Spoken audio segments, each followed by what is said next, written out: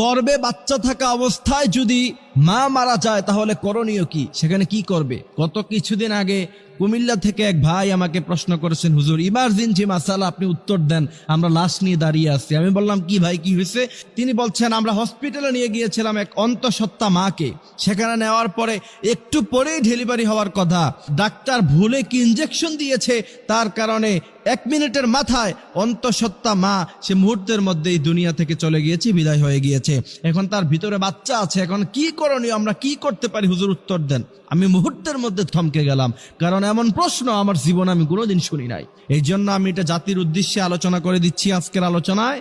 অবশ্যই আমাদের আলোচনা যারা শুনছেন, আদ-দাল্লু আলাল খায়রি কাফাইলিহি, এই হাদিসের ইস্তেদলালে আপনারা এটাকে শেয়ার করে দিবেন বেশি বেশি, যাতে করে গোটা জাতি জানতে পারে। কারণ একটি মাসালা, আপনি আমল করেন অথবা না করেন, আপনি শিখলেন, বিশ্বনবী বলছেন নফল নামাজ পড়লে যে পরিমাণ